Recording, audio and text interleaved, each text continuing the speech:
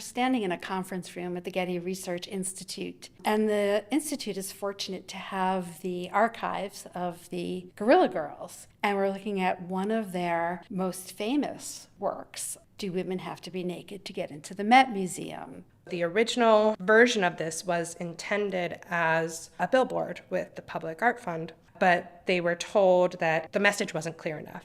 The Guerrilla Girls saw that as a form of censorship. They decided we're going to do it anyways, and then they put it on a bus ad. They self-funded it to get it out in the world. It's one of their earliest pieces that uses color, so it just has such a bold, eye-catching look to it that the Guerrilla Girls then called it the poster that changed it all. It's a piece that they've repeated over time, which is really interesting because you see how the statistics have changed. This is, in some ways, a difficult image. This bright yellow color, the way that Aang's nude odalisque is cut out and put against this very stark yellow background, but still retaining all the softness of the female nude as Aang painted her, reclining, the curves of her back, of her hips, available to us. The combination of the soft curves and the femininity of the body with this very angry-looking gorilla mask, I think combine to make an image that is much more jarring than just encountering a nude on its own. And in fact, although the Guerrilla Girls did pay to have this produced as a bus ad for the New York City transit system, it only ran for a month because there were complaints about the image looking too obscene. People didn't complain about the naked body being obscene in the Metropolitan Museum of Art, but once you put an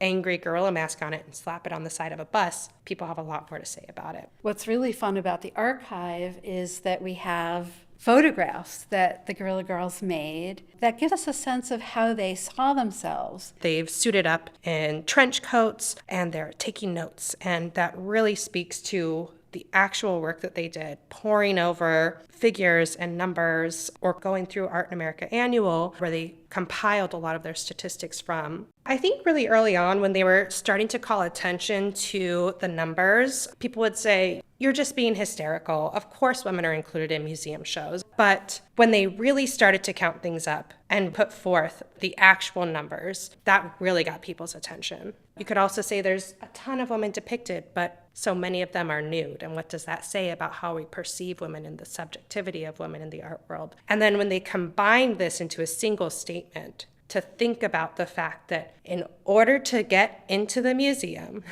as a woman, you most likely had to be naked and the subject of a male artist. That really got their point across. I'm thinking back to the feminist movement of the 1970s, Linda Nochlund's 1971 essay, Why Are There No Great Women Artists? And the beginnings of thinking about the female nude as a major subject in art history, about the male gaze as the view that the work of art is speaking to. The Guerrilla Girls were very aware of the history of feminism, but they were very frustrated with the fact that things hadn't moved forward quite as quickly, and especially as practicing artists, that they still couldn't get a show at the gallery. They still weren't being included in these major museum shows. And so they wanted to do something a little different. They wanted to grab people's attention. They wanted to rely on the tactics of advertising. We can see that the poster says Guerrilla Girls in the lower right corner and defines what they saw as their mission to be the conscience of the art world, using these kinds of statistics that we see on the poster to make people aware of the stark